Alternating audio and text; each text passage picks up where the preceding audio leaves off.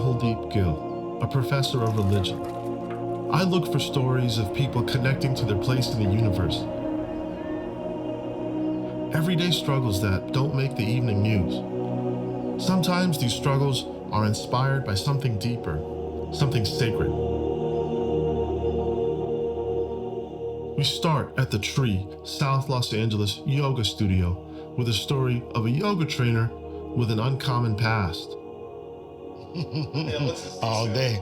The C is for Crip all day, you know what I'm saying? West Side, 40 Crips. That's where I'm from. My name is Johnny Cole Thomas II. I go by Jay. Now, you say that you used to be a gangbanger.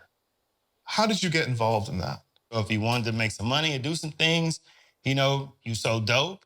And in order to sell that dope, you had to be connected. You couldn't just be out in the streets. And so connected through my cousin, who is 2 years older than me. He's a G in it. He now connects me in, and then a gang forms called the 40s, which is just friends hanging out, but now we actually form a gang. And I'm a founding member of it, which was so funny because you don't think of it in those terms. You're just kids hanging out. When I walk around these neighborhoods, they never feel dangerous to me. So, am I missing something? What is that stereotype about? In the daylight, you see, the working class community. What you don't really see are the kids that are out and lost and looking for shit to get into, right? Because these parents have to work. But that's what people don't get about gangbangers, that these kids don't care about their life. They don't have that love. And because of that, that's what makes them dangerous. So what did that feel like inside of you? Just like a dog, just released out on the streets, running, ripping, nobody really give a shit about. And if you got hit, nobody was gonna care. You just be a dog on the streets. That's exactly, I think, how most of them felt and how most of them probably still feel in a society where, who gives a shit? It's dog eat dog. That's the American way.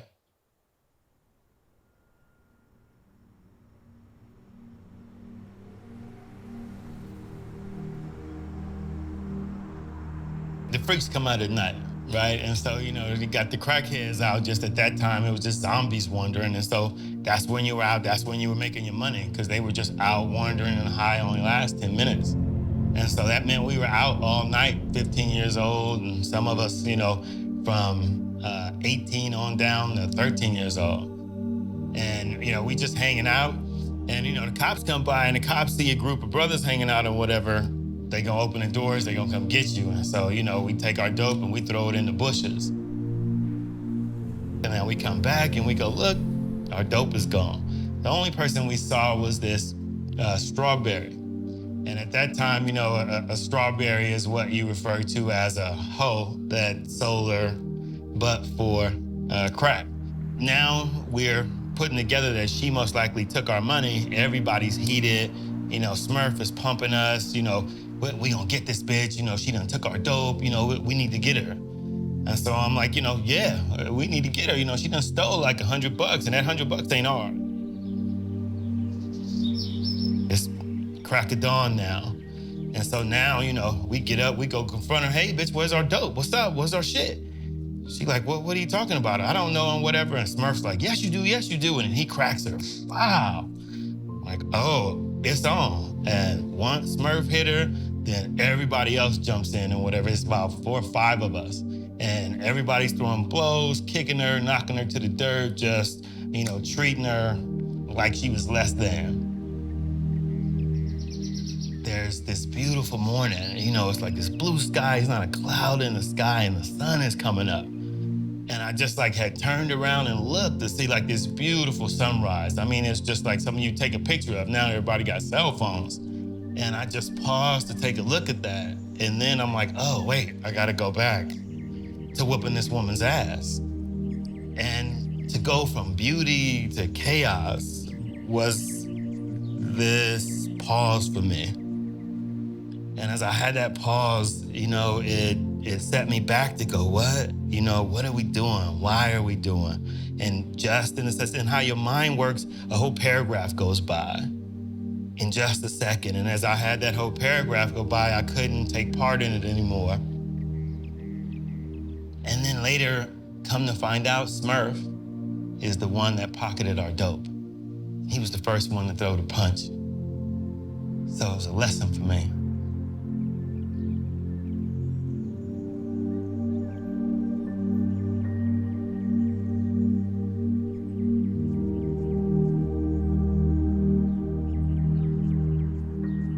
Exhale, swan dive down, lead through the chest, flat back, come all the way over. What do you think that people need in this life that traditional religion isn't giving them? The moderation. It's not taking too much, not going too far, not being in an extreme.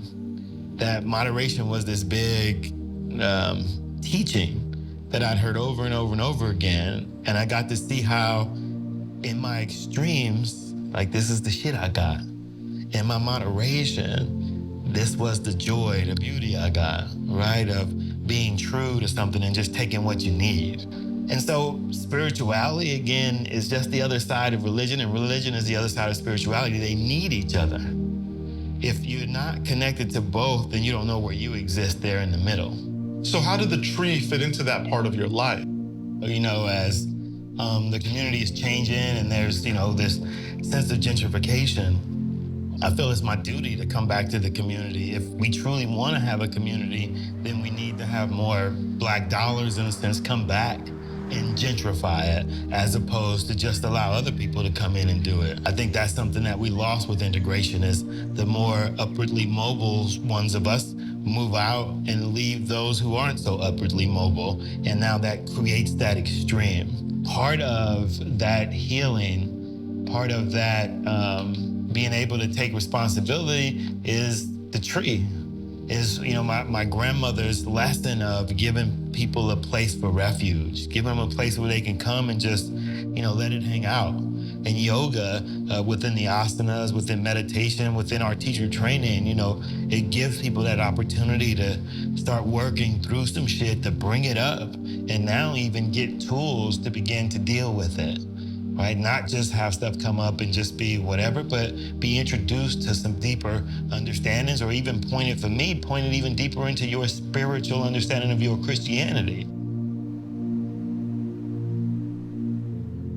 What is the most impactful aspect of yoga teacher training that you think your trainees walk away with? One, it gives people an opportunity to be certified as an instructor so they can go out and make their own money.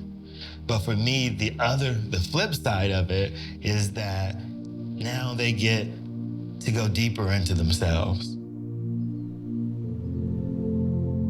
One of my students is on her deathbed, and, something that just struck me was she said that no matter what, before she went, she wanted her certification beyond her degree that she felt that she had to do. She wanted a certification of something she wanted to do, and something that changed her life. And that life is coming to an end, and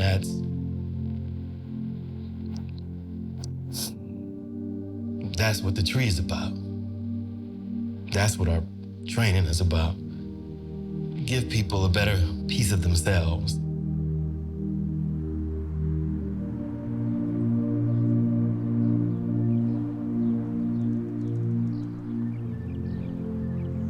If you want to understand sacred struggle, how people make beauty out of chaos, get out of the church and beyond the pews.